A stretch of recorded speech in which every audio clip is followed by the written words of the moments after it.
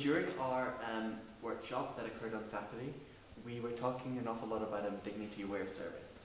So could you just perhaps give me some information about where this idea actually comes from?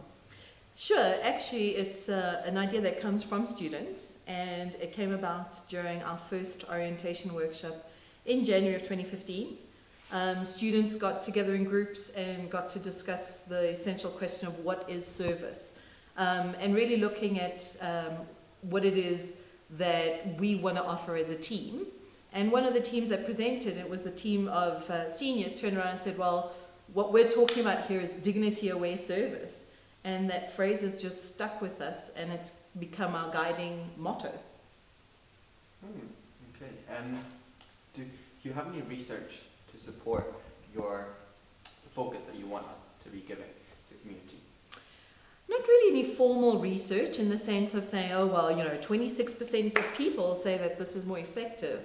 But campaigns like the Africa for Norway campaign that really ridicule the traditional form of service gives us a sense that we need to do more than just throwing food at people or giving them clothes or just giving them what we think they need, rather than actually acknowledging them and engaging them in conversation. So no formal research as such, but definitely a general move within the realm of community service that says we need to do something different. We need to be identifying more with the people we work with as individuals, rather than as a community that we are going to save and Africa will be saved by us.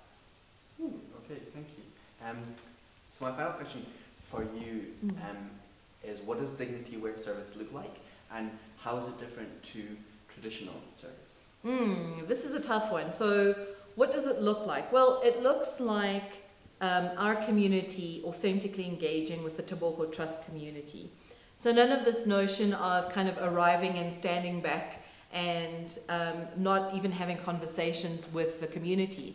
So for me, it's the Teboho Trust team from AISJ walking away and knowing the names of the kids they've worked with, taking the time to have conversations with them and getting to know them. Not the deep stuff like whose parents have died and who's an orphan or whatever, but just getting to know, well, what do you like to eat and what did you do this week, and that kind of thing. So walking away with good stories to tell, I think, is more than anything one of the measures I have. When we get back on the buses in an excited buzz about kids they've met, then I know that our team has done their job. And you were saying, well, how does this look different to traditional service? Traditional service is all about, well, we gather the funds and we buy stuff and we give it to you and we walk away.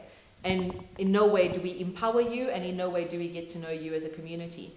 I'm huge on sustainability. So for me, it's really about engaging with the community and saying, well, what are your needs? And then coming back to the team at AISJ and saying, how do we empower the community to do this for themselves, so that in the future there will still be a kitchen that feeds children, even if we're not providing the money or whatever. So that's really the big thing, is empowering the community to provide for its own needs. Okay. All right. Thank you very much for giving up your time, and now I understand what you mean when you say that we must provide a dignity-aware service. Thanks for your interest, Lewis.